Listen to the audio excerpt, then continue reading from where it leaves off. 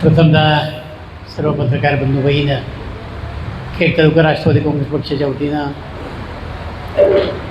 अंतःकरणापासून अभिनंदन करतो. आजची पत्रकार परिषद घेण्याचा उद्देश एवढाच आहे की आमचे जिल्हा परिषद सदस्य गणेश बोत्रे असतील, समीर सुपे असेल, पंचायत समितीचे सर्व सदस्य असतील आणि एका विषयाकडं जिल्हा परिषदेच्या सीओंचं आणि राज्य सरकारचं लक्ष वेधलं. तो विषय म्हणजे आपल्या सगळ्यांना कल्पना आहे की MIDCच्या कंपन्या ज्या ग्रामपंचायत हातीमध्ये आहेत त्या ग्रामपंचायतीला जो कर मिळतो त्यातला 50% कर हा MIDCला, कारण त्या परिसरामधले रस्ते असतील, पाणी पुरवठा असेल, वीज असेल, त्या सुविधा MIDC पुरवते. परंतु MIDCचे जे कामगार ते आजूबाजूच्या परिसरामध्ये राहतात, त्याचा ताण आजूबाजूच्या गावावर पडतो आणि म्हणून त्यांना 50% अशा प्रकारची विभागणी झाली. साधारणतः कंपनीचे लोक बांधकाम करत असताना MIDCकडनं प्लीन चेकिंग करून घेतात, कंप्लिशन घेतात, किंवा PMRDच्या हद्दीमध्ये असेल तर त्यांच्याकडनं प्लीन चेकिंग करून घेतात, कंप्लिशन घेतात. आणि त्याच्यामध्ये अशा प्रकारची प्रोव्हिजन असते की आजूबाजूला शेड वाढवण्याची. खेड तालुक्यामध्ये अशा अनेक कंपन्या आहेत की त्यांनी जेवढं कंप्लिशन घेतलं आहे, जेवढी प्लीन त्यांची आहे त्याच्या कितीतरी पट बांधकामं त्यांनी केलेली आहे, अनाधिकृत बांधकामं केलेली आहे. आपल्याकडे PMRD असेल किंवा MID असेल, एकदा कंप्लिशन दिलं की परत त्या कंपनीने आणखीन काही केलं आहे ते बघायला जात नाही, किंवा कंपनीचे लोकसुद्धा वाढीव जे बांधकाम आहे त्याच्या संदर्भामध्ये कुठे MIDCला किंवा PMRD कळवत नाही. आणि तो जो प्लॅन आहे त्याच प्लॅनच्या अनुषंगाने ग्रामपंचायतीला ते कर देतात. आता जेव्हा ग्रामपंचायतीचा 50% तर 50% सरकारचाही बुडतो. काही कंपन्यांनी विशेष सवलतीच्या नावाखाली, त्यामध्ये टॉप बँड नावाची कंपनी, आता करोनाच्या कालखंडामध्ये सरकारनं काही गोष्टी माफ केल्या, पण करोना संपल्यानंतर त्या रेग्युलर करायला पाहिजे होत्या. अशा काही कंपन्या आहेत की त्यांनी त्या ठिकाणी करच भरला नाही आणि आजूबाजूच्या ज्या ग्रामपंचायत त्या लोकांना नागरी सुविधा देत असताना अडचणीमध्ये आलेल्या आहे. आणि मग ही गोष्ट गणेश बोत्रे यांच्या लक्षात आल्यानंतर त्यांनी जिल्हा परिषदेचे CO गजानन पाटील यांच्या लक्षामध्ये ही गोष्ट आणून दिली आणि त्याच्यानंतर एक मीटिंग घेतली आणि गजानन पाटलांनी सूचना केल्यानंतर जवळजवळ माझ्या माहितीप्रमाणे 198 कंपन्यांनी आपली नोंदणी करून घेतली. कित्येक वर्ष या कंपन्या नोंदणीच करत नव्हत्या आणि ग्रामपंचायत टॅक्स भरत होत्या. आता ज्यावेळेला नोंदणी झाली त्याच वेळेला त्याचा फायदा हा ग्रामपंचायतीला, ग्रामपंचायत एक सरकारची जी एजन्सी आहे, म्हणजे पंचायत राज व्यवस्थेमध्ये सरकार, जिल्हा परिषद, पंचायत समिती आणि ग्रामपंचायत, मग याच्यामध्ये वैयक्तिक काही संबंध येत नाही.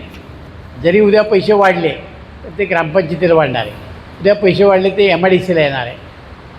आणि त्याच्यानंतर काही कंपन्यांनी जे वाढीव क्षेत्र आहे त्या संदर्भामध्ये पाहणी केल्यानंतर त्यांनीसुद्धा आपली नोंद केली आणि याच्यामध्ये किती मोठा डिफरन्स पडला हे गणेश बोत्रे या निमित्तानं सांगतील. पण याच्यानंतर या तालुक्याचे आमदार बाबाजी काळे यांनी राज्याच्या मुख्यमंत्र्यांना एक पत्र लिहिलं, एक मेल केला आणि त्या प्रकरणाशी माझा वैयक्तिक काहीही संबंध नव्हता. त्या कुठल्याही बैठकीला मी नव्हतो. तो विषय गणेश बोत्रेंनी काढला. पण यांनी मुख्यमंत्र्याला पत्र लिहिलं की दिलीप मोहितेची एक सिंडिकेट आहे आणि ती सिंडिकेट या कंपन्याला त्रास देते, त्यामुळं राज्याचं देशाचं नाव खराब होतं. खरं म्हणजे हा त्यांचा बालिशपणा आहे. कारण त्यांच्या अगोदर मी आमदार होतो. 2004 नंतर खऱ्या असताना इंडस्ट्रीला ग्रोथ आला आणि जगातल्या अनेक कंपन्या आल्या. काही कंपन्यांनी सरकारला कशा पद्धतीचं गंडवलं की त्यांना अजून त्याची कल्पना नाही. आपल्याकडं महिंद्रा अँड महिंद्रा आणि वोक्सवॅगन, मर्सिडीज ह्या ज्या कंपन्या आपल्याकडे आल्या त्या मेगा प्रोजेक्टमध्ये आल्या. त्यांना हवी तेवढी जागा सरकारने दिली. 700-750 एकर एका कंपनीला जागा दिली. ती जागा, तिची डेव्हलपमेंट, त्याचं बांधकाम, सगळा खर्च जोपर्यंत कंपनीचा वसूल होत नाही तोपर्यंत कंपनीकडे कुठलाही सेल टॅक्स घ्यायचा नाही, कुठलाही टॅक्स द्यायचा नाही. आणि त्याच्यामध्ये कंपनीने असं सुचवलं की आम्ही त्याच्यामध्ये व्हेंडर पार्किंग करणार आहोत. आज वोक्सवॅगन कंपनीने सुद्धा कुठल्याही व्हेंडरला आतमध्ये जागा दिली आहे, कंपनी वाढवली नाही. उलट या स्कोडा कंपनीचा काडीचाही संबंध नाही. ती स्कोडा कंपनी त्यांनी आतमध्ये आणली आणि ते सांगतात आमची सिस्टर कंपनी आहे. महिंद्रा अँड महिंद्राने तेच केलं. काही 2-3 व्हेंडर फक्त आतमध्ये घेतले.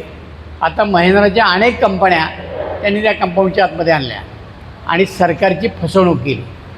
वास्तविक आता ज्या बाकीच्या कंपन्या त्याने वेगळं त्या ठिकाणी प्रिमायसेस निर्माण करायला पाहिजे होतं, परंतु याच प्रिमायसेसमध्ये त्यांनी कंपन्या काढल्या आणि सरकारच्या उदात्त धोरणाचा फायदा घेतला आणि कंपन्यांनी सरकारला फसवलं आहे. आता या गोष्टी माहिती काढण्याऐवजी ते आता आमच्यावर सिंडिकेट म्हणून हे करतात. ज्यावेळी ते माझ्यावर आरोप करतात त्यांना कदाचित कल्पना येते माझी स्वतःची कंपनी आहे, मला सगळ्या कंपनीवाल्यांचे दुःख माहिती आहे. त्यांनी मला सांगावं की मी कुठल्या कंपनीला छळलं, कुठल्या कंपनीकडनं हप्ते घेतले, कुणाला माझा त्रास आहे, कुणाकडं मिसक्रॅप मागितलं, आणखीन काही उद्योग केले असेल तर त्यांनी नावं घेऊन सांगावे. हे आज किती कंपन्या निवडणूक आल्यापासून किती कंपन्यामध्ये गेली, यांची मुलं किती कंपन्यामध्ये गेली, किती लोकांना धमकावलं. काही लोकांच्याकडं त्याचं रेकॉर्डिंग आहे. यांच्या मुलांनी यांनी धमकवलं, मी पोरं पाठवीन, मी असं करीन, मी तसं करीन. सगळे उद्योग यांनी केल्यानंतर सिंडिकेट नेमकं कुणाचं आहे? आणि जी बैठक घेतली गणेश बोत्रेंनी त्याचा मी उपस्थित नव्हतो. तो विषय त्यांनी काढला, ते जिल्हा परिषद सदस्य आहेत, सीओनी त्या विषयामध्ये लक्ष घातलं. आता एवढं सगळं जर असेल तर कारण नसताना वाद निर्माण करण्याचं काम बाबाजी काळे या ठिकाणी करतात आणि राज्याच्या मुख्यमंत्र्याला मेल करतात की या सिंडिकेटने असा त्रास दिला आहे, आमचं केलं. टॉप बँड कंपनीचा इतिहास त्यांनी एकदा सांगावा. ही कंपनी आल्यापासून काय काय उद्योग त्यांनी केलेत आणि मग त्या टॉप बँड कंपनीकरता तुम्ही एवढी ओढाताण करण्याची काय कारण आहे? एवढी चिखलफेक करण्याची काय कारण आहे? कंपनी आहे ती. तुम्हाला हवं तर तुम्ही सरकारला तक्रार करायची होती.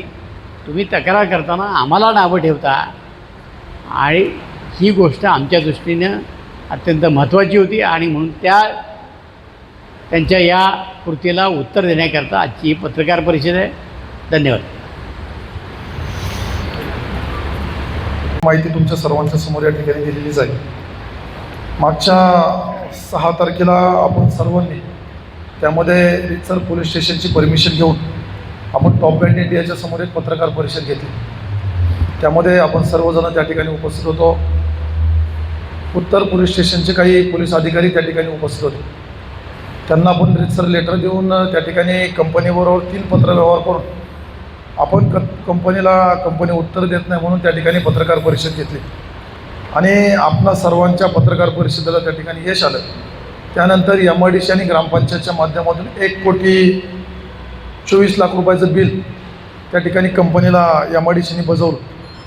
खरं तर ही सर्व प्रक्रिया होत असताना आम्हाला ह्या प्रक्रियेमध्ये कुठेही नव्हते. एक जिल्हा परिषद सदस्य आणि एक माझ्या भागाचा प्रश्न म्हणून तो प्रश्न मी त्या ठिकाणी उचलला आणि त्यामध्ये तालुक्याचे विद्यमान आमदार त्यांनी खऱ्या अर्थाने एक पत्र CM ऑफिस, कमिशनर ऑफिस आणि MIDC सगळीकडे त्या ठिकाणी पाठवलं. त्यामध्ये त्यांनी पत्र पाठवण्याला आमचं कुठलाही विरोध त्या ठिकाणी नव्हता, परंतु त्या पत्रामध्ये ते पत्र मी तुम्हाला देतो. त्यांनी ज्या पद्धतीने ग्रामसेवकांचा, अण्णांचा आणि माझा उल्लेख केला आहे, अण्णांचं सिंडिकेट म्हणून त्यांनी त्याच्यामध्ये उल्लेख केला आणि खाली त्या ठिकाणी मी माझ्या पदाचा चुकीचा गैरवापर करतो आहे असंही त्या ठिकाणी उल्लेख केला. माझं आमदार साहेबांना त्या ठिकाणी आव्हान आहे, मागच्या 4.5 महिन्यामध्ये इलेक्शन झाल्याच्या नंतर एकाही कंपनीच्या गेटवर जर मी चुकीच्या पद्धतीने गैरवर्तन केलं असेल, एकाही कंपनीमध्ये जर चुकीच्या पद्धतीने जर वागलो असेल, जनतेच्या समोर येऊन त्या ठिकाणी मी राजीनामा देईन. परंतु हा प्रश्न कुठला होता आणि त्यांनी कुठल्या स्तराला नेला. माझ्याकडे एक 4/5/2026 रोजी दिलेलं लेटर आहे. मी COना त्या ठिकाणी लेटर दिलं आणि त्यामध्ये विचारलं की औद्योगिक क्षेत्रामध्ये पायाभूत सुविधा MIDC जे देते त्या पायाभूत सुविधाची माहिती तुम्ही आम्हाला त्या ठिकाणी द्यावी.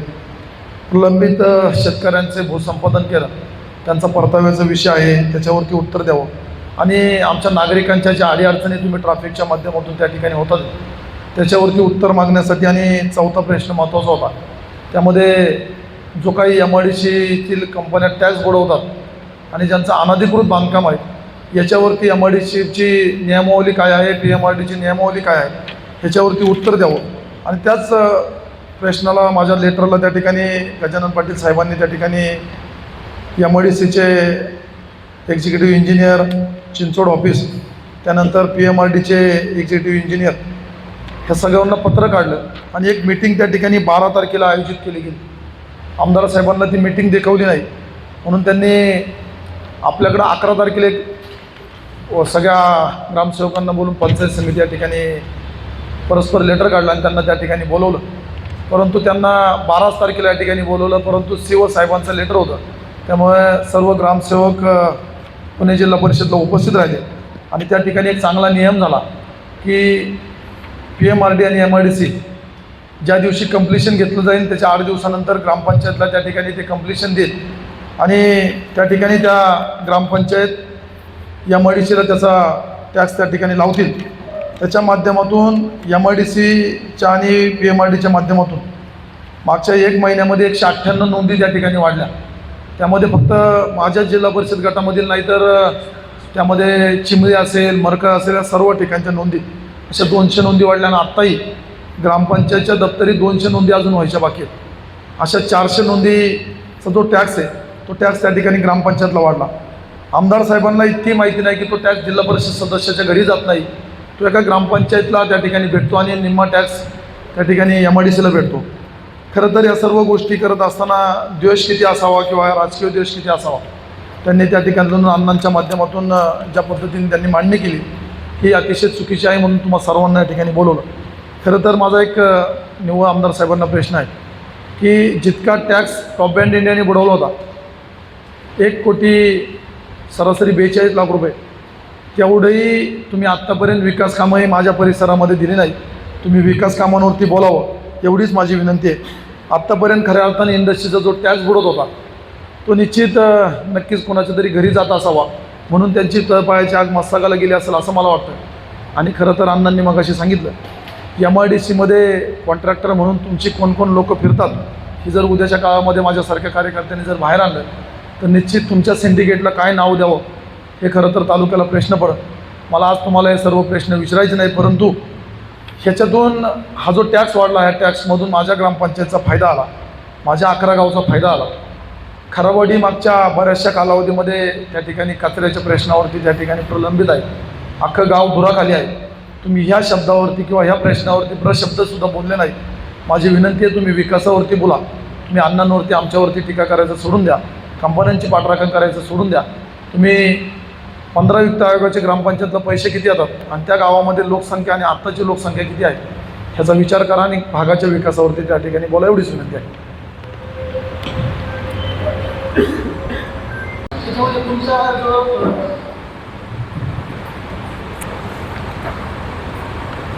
जे काही तुम्ही वर्तमानपत्र CM ऑफिसला पाठवले आणि त्याच्यामध्ये जे काही तक्रार केली तर तुम्ही सिंडिकेट चालवत आहे का? तुम्ही आता सदस्य आहेत की त्याचं आणि तुम्ही तुमच्यावर 2000 माझ्यावर केलं आहे, त्यांच्यावर नाही. ठीक आहे, त्यांच्यावर आणि तुमच्यावर पण गुन्हा दाखल आहे असं बोलले जाते. आम्ही जे प्रतिज्ञापत्र आता जिल्हा परिषदच्या माध्यमातून दिलं ते प्रतिज्ञापत्र नक्कीच खरं असेल. त्यामध्ये माझ्यावरती कुठलाही एकही गुन्हा दाखल नाही आणि असे निव्वळ आरोप करण्यापेक्षा तुम्ही सर्वजण त्या ठिकाणी उपस्थित होता. टॉप बँड इंडियाच्या गेटच्या आतमध्ये सुद्धा आपण टॅक्स मागायला गेलो नाही. अशा गोष्टी करण्यासाठी रितसर ग्रामपंचायतने 3 लेटर दिले आणि MIDCने त्यांना बिल बसवलं. त्याच्यामुळे मला वाटत नाही ह्या कुठल्या ह्याला तथ्य आहे. ह्या ग्रामपंचायतीच्या नोंदीचा विषय आता निघाला आहे. मात्र इथून मागं त्याच्या नोंदीबाबत कोणी बोललं नव्हतं का? ह्याच्यावरती जे मला निदर्शनात आलं ते मी समोर मांडलं आणि मला असं वाटतं ज्या BCC आल्यात त्या सगळ्या 2 वर्षे 3 वर्षे 4 वर्षाच्या कालावधीमध्ये पेंडिंग होत्या. त्यामुळे याच्यावरती कुठंतरी कम्युनिकेशन गॅप होतं आणि हा प्रशासनाचा महसूल वाढावा म्हणून मी मांडलेला प्रश्न होता. हा काय स्थानिक आमदारावरती टीका टिप्पणी केलेला प्रश्नच नव्हता. हा त्यांनी बळाने अंगावर ओढून घेतला. चुकीच्या पद्धतीने अण्णांवरती सिंडिकेट म्हणून शब्द वापरला. आमचा विरोध ह्याला आहे आणि हा रेव्हेन्यू जो वाढतो आमदार साहेबांचा मला असं वाटतं अभ्यास कमी असावा. हा रेव्हेन्यू हा महसूलला वाढला, हा ग्रामपंचायतला वाढला आणि MIDCला वाढला. त्यामुळे स्थानिक आमदार स्थानिक जिल्हा परिषद सदस्यांचा प्रश्नच नव्हता. आणि आमचं म्हणणं असं आहे की आता समजा 15 वर्ष आमदार होते आणि शरदपुटे पाटील सुद्धा तेवढंच कार्यकाळ आहे त्यांचा. त्या लोकांनी नेते म्हणून किंवा त्या भागाचं प्रतिनिधित्व करताना ग्रामपंचायतीचा कुठेतरी लाभ व्हावा म्हणून कंपन्यांना इथून मागं ते लागू केलं जाईल. मुळामध्ये कायदा आहे की त्या कंपनीनं प्लेन चेकिंग करून घ्यायचं, कंप्लिशन घ्यायचं आणि ग्रामपंचायतीकडे रितसर नोंद करायची. आता बऱ्याच कंपन्यांनी आमचं काम अपुरं आहे किंवा आम्ही अजून कंपनी चालूच केली नाही अशा बेसिसखाली ते कर भरला नाही. अर्थात ही जबाबदारी जी आहे ही जिल्हा परिषद, ग्रामपंचायत आणि राज्य शासनाची आहे. याच्यामध्ये लोकप्रतिनिधीचा तसा संबंध येत नाही. परंतु अलीकडच्या काळामध्ये आपल्या सगळ्यांनाच कल्पना आहे की नागरी सुविधांची चणचण भासू लागली किंवा नागरी सुविधांच्या कमी पडू लागल्या आणि त्यावेळेला ह्या नागरी सुविधा ग्रामपंचायतीला देणं शक्य नाही आणि त्याच्यातनं मग सुरू झालं की आपण जेवढे पैसे येतो तेवढे नागरी सुविधामध्ये जातात, विकासाची कामं करता येत नाही आणि मग ह्या सगळ्या कंपन्या ज्या आहेत ह्या त्या ठिकाणी कर भरतात का याची चाचपणी केल्यानंतर लक्षामध्ये आलं की त्यांनी नोंदणी केलेली जी कंपनीची जागा आहे त्याच्यापेक्षा जास्त जागा त्यांनी त्या ठिकाणी वापरलेली आहे किंवा शेड वापरलेली आहे, इमारत जास्त मोठ्या बांधलेल्या आहेत आणि त्याचा जर मिळाला तर कंपनी तुमच्या ग्रामपंचायत अडचणी सुटतील. आणि त्याच्या अगोदरसुद्धा अशा प्रकारचे ज्या वेळेला प्रश्न निर्माण झाले किंवा ज्यावेळेला डेव्हलपमेंट असतात तर फारसं कोणी लक्ष देत नाही आणि त्यावेळेला एवढी नागरी वस्तीसुद्धा नव्हती आणि कंपन्यांची जी वाढ झाली ती अलीकडच्या कालखंडामध्ये झाली. त्याचं कारण ज्यावेळेला जागा महाग झाली आणि जागा महाग झाल्यानंतर मग त्यांनी सगळे नियम बाजूला ठेवले आणि कंपन्याचा विस्तार केला.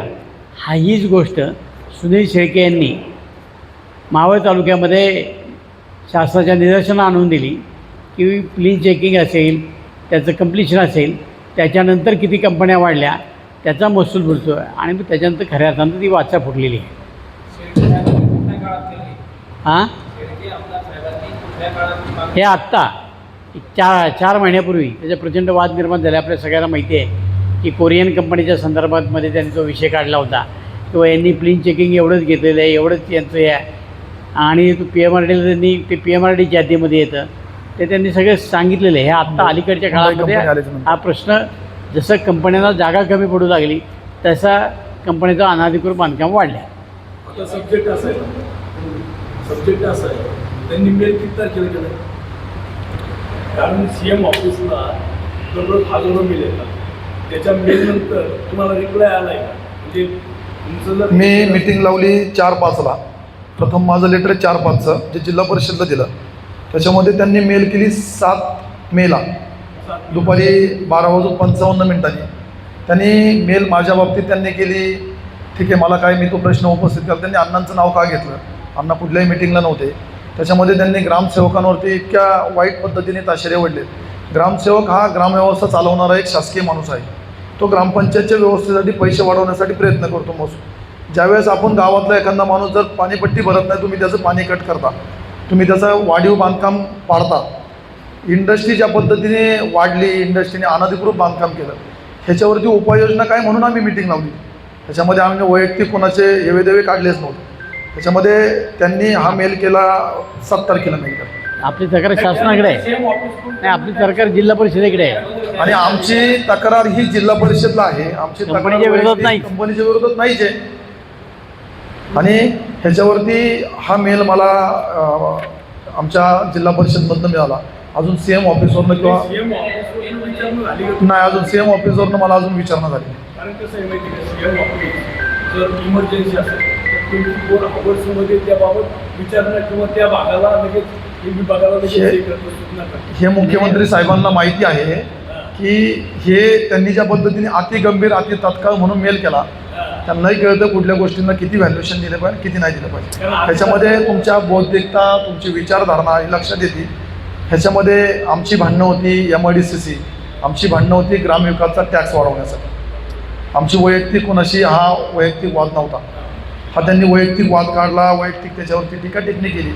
वैयक्तिक वादासाठी आपल्याला राजकीय व्यासपीठ आहे. कंपनी जरी आता साहेबांनी जो मेल एक गोष्ट केलाय, त्या मेलमध्ये ग्रामपंचायतीचं उत्पन्न वाढते म्हणून तुम्ही प्रयत्न करताय, त्याला विरोध केलाय का ते? हो, होय, काय विरोध आहे? त्याच्यामध्ये त्यांचा धडधडीत उल्लेख आहे की याच्यामुळे MIDCमध्ये दहशत वाढती, कंपन्या इथनं बाहेर चालल्यात. परंतु त्यांच्या हे लक्षात येत नाही की ज्या कंपन्या आपल्याकडे 10-10 वर्ष 5-5 वर्ष आल्या त्या टॅक्स काय भरत नाही. त्याच्यामध्ये अडचणी काय मुळामध्ये त्याच्यावरती.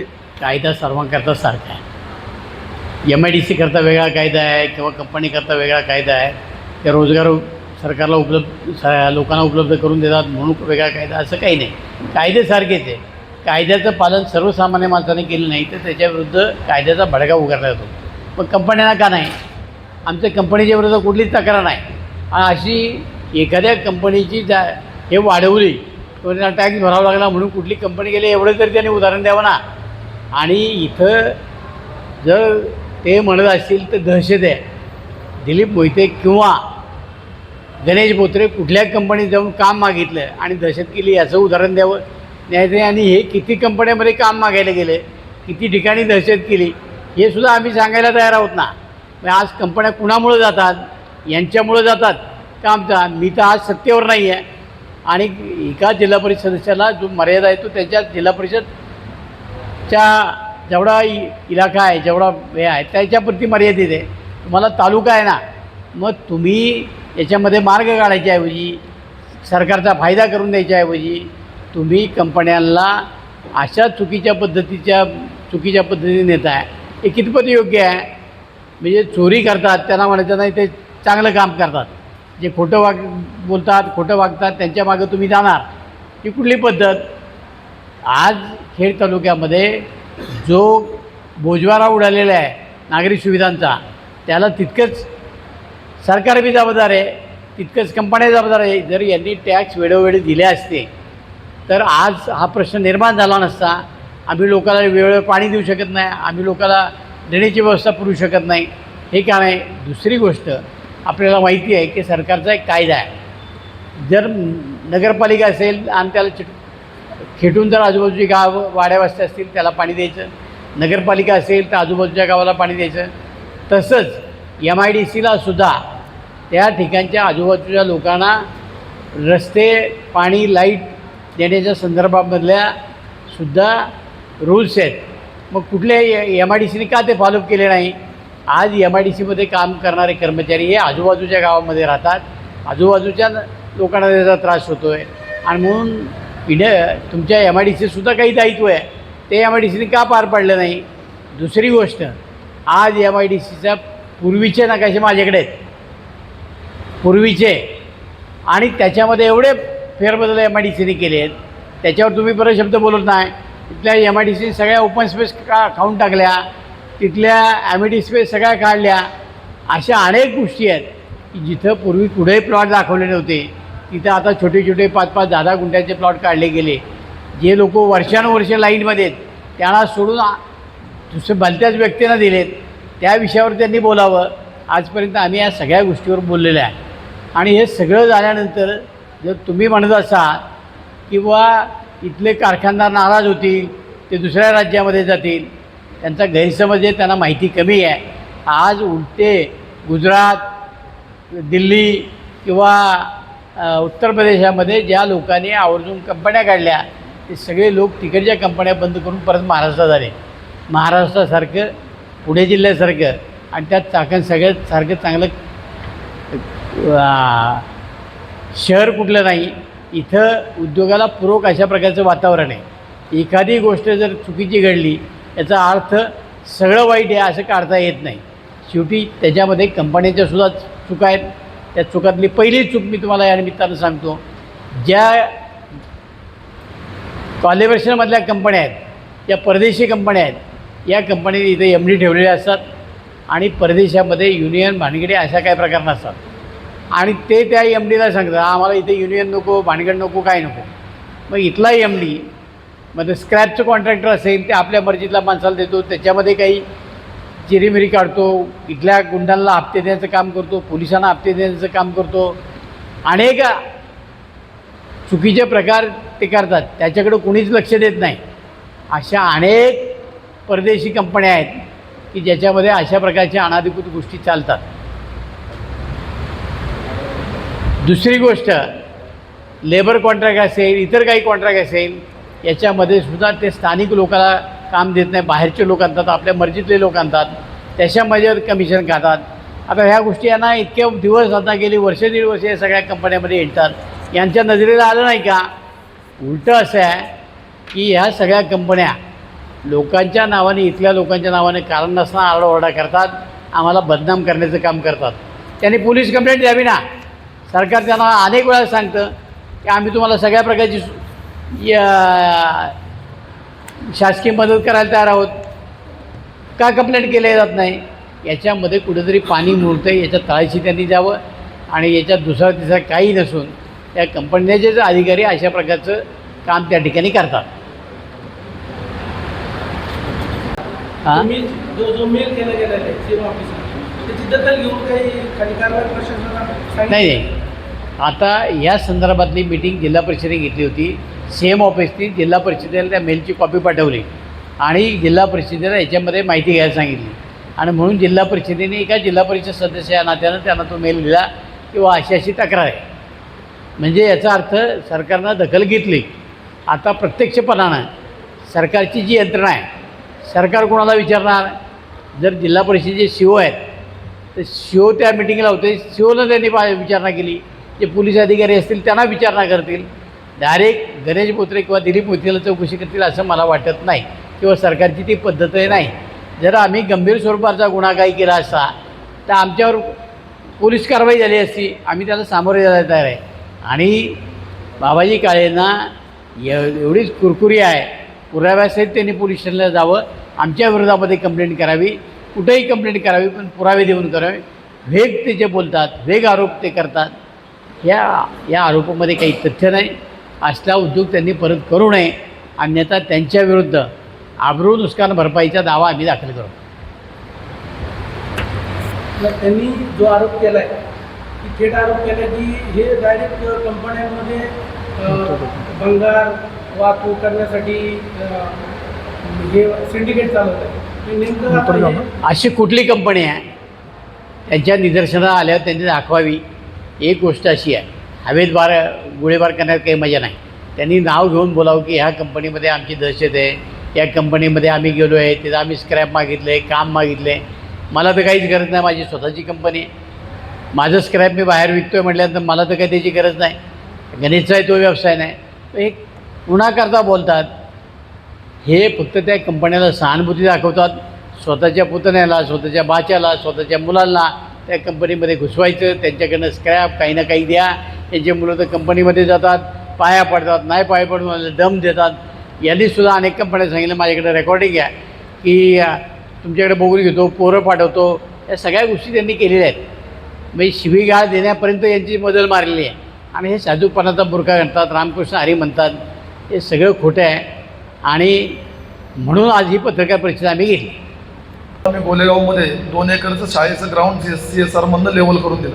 हुंडाईने तिथं जवळजवळ मला वाटतं 20 लाख रुपयाचा CSR दिला माझ्या शब्दावरती. खालुंबरे ते त्यानंतर खालुंबऱ्यामध्ये माझ्या गावची 2.5 कोटी रुपयाची शाळा हुंडाईने बांधून दिली. ती कंपनी खालुंबऱ्यामध्ये. माझा त्रास असेल तर हुंडाई कंपनी असेल ना, सगळ्यात मोठी कंपनी. कालच तुम्ही माझ्या सोशल मीडियाला व्हिडिओ पाहिले असाल, आपल्याकडं दौंडकरवाडीला जो पाणी जातो 7 ग्रामपंचायतला, त्या तळ्याचं उत्खनन करायचं तिनेवाडी, काम- तिनेवाडी. तिनेवाडीच्या त्या हुंडाईने CSRचं मशीन दिलं. पुढच्या 1.5 महिन्यात तिथं CSRमधनं काम होणार आहे. नामच्या आणि हुंडाईच्या क्वालिफिकेशनमध्ये ते काम चालू आहे. तर कंपन्यांची टेट्रापॅकनी उद्या किंवा सोमवारी टेट्रापॅक माझ्याबरोबर भीमाशंकर परिसरामध्ये आता परवा दिवशी आपल्याकडं आदिवासी लोकांची घरं उडून गेली, तिथं टेट्रापॅक आमच्याबरोबर येऊन व्हिजिट करून समीरदादांच्या मतदारसंघामध्ये ती घरं बांधून देणार आहे. जर इतक्या मल्टीनॅशनल कंपन्या आमच्याबरोबर राहत असतील तर मला वाटत नाही इंडस्ट्रीमध्ये इतक्यापेक्षा चांगले संबंध आमचे पुढे असतात. आमदार साहेब, एक विषय असा आहे की ज्यावेळेस CM ऑफिसला मेल केला, बाकी तात्काळ असलं तर मी सांगितलं आजूबाजूची काय भरभराट केली आणि तुमच्या टिकेनंतर मी दुसऱ्या दिवशी तिकडं जाऊन आले. मामाच्या गावची आठवण झाली. थोडंसं आजारपण आहे, वय आहे, त्यामुळे ते विसरलं होतं की ते मामाचं गाव आहे. मी त्यांना लक्षात आणून दिल्यानंतर ते तातडीने मामाच्या गावी गेले. सगळ्या मामांना त्यामुळं बरं वाटलं. मामाच्या गावच्या लोकांना बोलवलं की तुमची काही कामं राहिली असतील तर ती मी सगळी मार्गी लावतो. तर त्यावेळेला ते मंत्री होते, सत्तेमध्ये होते, त्यावेळेला सहज चुटकीसरशी या सगळ्या गोष्टी संपल्या असत्या. आज साधे आमदार आहेत, पण ठीक आहे, त्यांच्या ओळखीचा फायदा होऊ शकतो आणि काम झालं तर माझ्याच तालुक्यातलं होईल. ते कधी सुरू करतात याची मी वाट पाहतो. मावशीला त्या निमित्तानं भेटायला गेले, सगळ्या नातेवाईकाच्या गाठीभेटी झाल्या, मलाही बरं वाटलं. त्यामुळे मी जे त्यांच्यावर त्या संदर्भात बोललो त्याची वेळीच त्यांनी दखल घेतली. अजून काही नातेवाईक खेड तालुक्यातले असतील तर शोधून काढावे आणि त्या सगळ्यांना त्यांनी भेटावं, एवढीच माझी विनंती. काय आलं संशोधनाचा विषय होता 1 रुपया बी नाही. आणि तिसऱ्या टप्प्यात जवळजवळ 30 कोटी रुपयाचं काम ते करणार आहे असं त्यांचं म्हणणं आहे. तर मग ते पहिल्या टप्प्यात का नाही हा विषय सर्व सुरुवातीत नाही की आपल्या तालुक्याला आपण त्यातला किती वाटा आपल्या तालुक्याला येतोय इथून सुरुवात आहे. खरे अर्थानं जर भीमाशंकर जर पाहिलं तर खेड तालुक्यात असलेलं गाव आहे आणि भीमाशंकर हा माझ्या मतदारसंघातलं पहिलं गाव आहे. माझी पहिली मतदान पेटी ही भीमाशंकरच्या नावाने त्या ठिकाणी आहे. मग खऱ्या अर्थानं जर भीमाशंकर जर आपल्या तालुक्यात असेल तर त्याचा जो विकास आराखडा आहे त्या संदर्भातल्या सर्व गोष्टी या आपल्या तालुक्यातील स्थानिक लोकप्रतिनिधी असतील किंवा ग्रामस्थ असतील यांच्या नियोजनात ते सर्व होणं गरजेचं होतं. खऱ्या अर्थानं जेव्हा एवढा मोठा विकास आराखडा होतोय तर आपल्या तालुक्याला काय मिळालं याची थोडीशी आम्ही चौकशी केली. तर त्या आपल्या तालुक्याच्या वाट्याला जवळजवळ 20% निधी येतो, 30% टप्प्यामध्ये येतो. याच्यामध्ये आपल्या भागातनं जे रस्ते जातात ते रस्ते खऱ्या अर्थानं इथून मागच्या काळामध्येच पूर्ण होणं गरजेचं होतं की ज्यातून आपला पर्यटन असेल, व्यवसाय असेल, त्या पर्यटनाला चालना मिळेल अशी या ठिकाणी मला वाटत होतं. परंतु तसं काही नव्हता.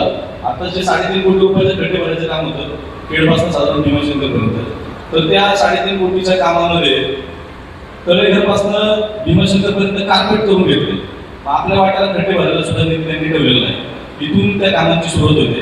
खऱ्या अर्थानं वाड्यापासून कोरगिरी असेल, पुढे वाशापासून पुढे असेल आणि पावलोपासून आंबोली असेल, त्या 3 रस्त्यांची दुरवस्था आहे.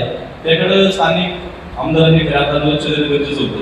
तुम्ही फक्त तुमच्या स्वतःसाठी जर आपल्या तालुक्यातील पर्यटन स्थळ असेल, आपलं खऱ्या अर्थानं 12 ज्योतिर्लिंगापैकी 1 ज्योतिर्लिंग आहे आणि खऱ्या अर्थानं आपल्या तालुक्याची ओळख भीमाशंकर आहे, ते जर तुम्ही दुसऱ्यांचं नाव त्याला लावत असाल तर निश्चित पश्चिम पट्ट्याचं सर्व नागरिकांचा, माझ्या पूर्ण मतदारसंघाचा, त्याला पूर्ण तालुक्याचा त्याला विरोध आहे हे मी या ठिकाणी तुम्हाला सांगू इच्छितो. खऱ्या अर्थानं आपल्या बाजूने जर बोरगिरी असेल, बोरगड असेल, काही कोटेश्वर मंदिर असेल, जी काही पर्यटन स्थळ असतील किंवा आपल्या भीमाशंकरच्या संबंधित जेवढं आहे ते सगळं आपल्या खेड तालुक्यामध्ये आहे. आपण विकास करताना खेड तालुक्याच्या बाजूने करणं गरजेचं होतं. जर आपल्या बाजूने जर रस्ते झाले असते तर आपल्याला त्याचा फायदा झाला असता. आमच्या आदिवासी भागातील तरुणांना या ठिकाणी चाकण असेल, मुंबई असेल, या ठिकाणी जायची गरज पडली नसती. जर त्यांना स्थानिक ठिकाणी रोजगार उपलब्ध झाला असता तर निश्चित त्याचा फायदा माझ्या समाजाला झाला असता, माझ्या भागाला झाला असता आणि आपल्या सर्वांना त्या ठिकाणी फायदा झाला असता, खेड तालुक्याला फायदा झाला असता.